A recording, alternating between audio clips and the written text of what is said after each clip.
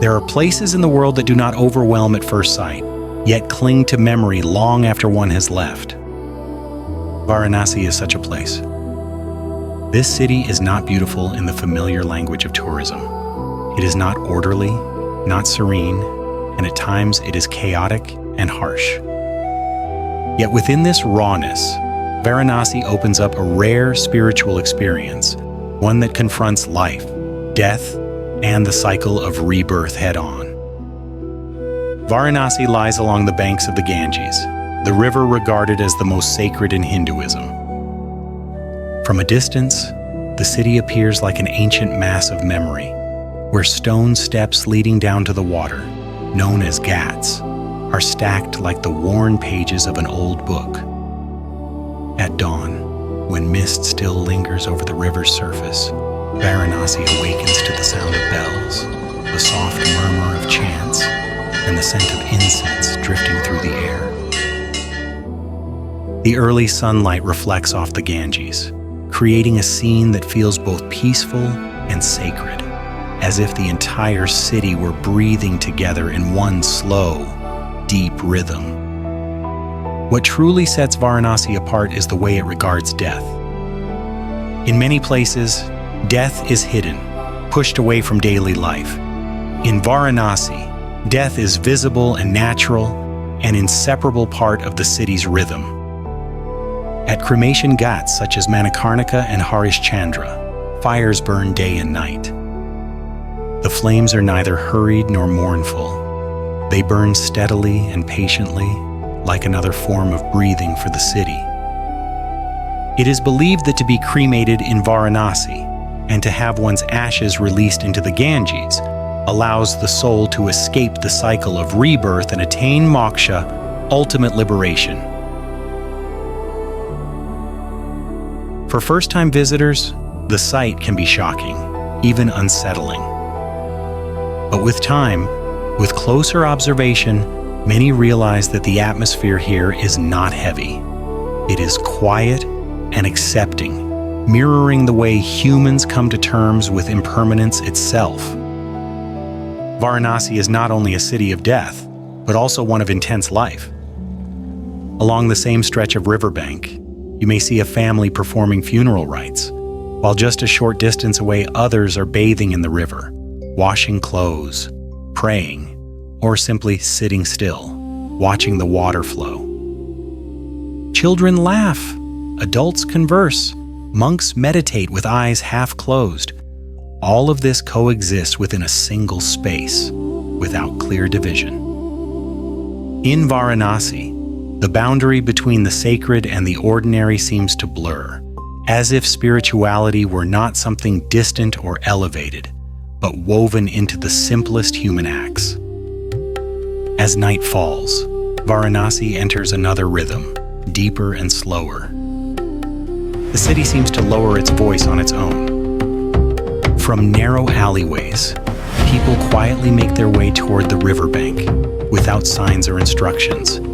Everyone knows it is time for Ganga Aarti, the ritual of offering fire and prayers to the goddess of the Ganges, and the moment when Varanasi reveals its most mystical face. The sky at that hour often takes on a color that is hard to name, somewhere between deep violet and dark orange, like a backdrop prepared in advance for the ceremony. The Ganges darkens, reflecting lights and the first flickers of flame from the Ghats.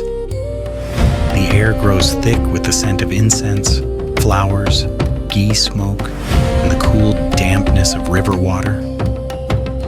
These smells are not conventionally pleasant, but they feel unmistakably real, unmistakably Varanasi, as if you are not merely watching a ritual, but standing inside the city's very breath.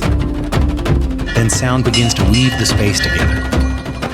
It starts with a single bell, then more, growing denser, spreading outward like waves.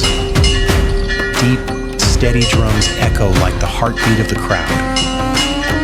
Chants rise, long and repetitive, overlapping one another. You do not need to understand the words. The rhythm alone is enough to pull you away from ordinary thought. The entire riverbank slips into a strange state, crowded yet not noisy, vibrant yet not chaotic, as if everyone were sharing the same inner silence. On the ceremonial platform, priests stand in rows, their traditional garments fluttering lightly in the river breeze. Their movements are so precise they resemble a dance more than a ritual.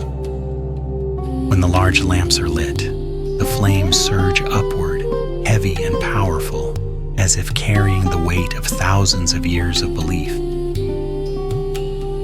The priests lift the lamps high, lower them, rotate them in measured arcs. Fire traces glowing curves in the air, then reflects onto the river as trembling bands of gold, as though the Ganges itself were taking part in the ceremony. In that moment, Ganga Aarti ceases to be something to watch. It becomes something that draws you in. Many visitors, even those who do not follow the faith, find their hands instinctively coming together, not because belief suddenly appears, but because the ritual awakens something deeply primal. A human being stands before nature, before a river worshipped as a goddess, and offers the brightest thing they have, fire. On the water, small boats filled with silent onlookers drift past like floating rows of seats. From there, the entire Ghat unfolds like a living tableau. Stone steps packed with people, flames spinning, incense smoke rising like mist, chants spreading over the city like a woven carpet of sound. As the ritual slowly draws to a close, there is no clear curtain call. The sounds thin out, the priests lower their lamps, the flames still burn but are no longer raised high. The crowd stands, yet no one rushes away. People need a few moments to return to ordinary life. Some stand by the river, releasing small flower lamps onto the water, watching them drift away with fragile wishes. Others remain still for a long time, as if afraid to break what lingers in the air. What remains is not quite peace, nor entirely sorrow, but something like a gentle awakening, a recognition that human life is fragile, yet humans have rituals that allow them to stand steady before that fragility. Venturing deeper into Varanasi's narrow alleyways after leaving the river, the experience becomes even more distinctive. The lanes are tight and winding, nearly inaccessible to vehicles, forcing you to slow down. The smells of spices, flowers, smoke, and river water blend into something unmistakably Varanasi, not pleasant in the usual sense, but profoundly real. Small shrines appear unexpectedly at every turn, as if the city were built not according to a map, but along the flow of faith itself. Varanasi is not a place for comfort. It challenges people with crowds, noise, poverty, and vast questions about human existence.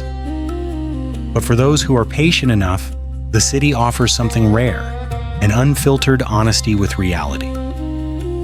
Here, impermanence is not avoided. It is lived with, accepted as an inseparable part of spiritual life.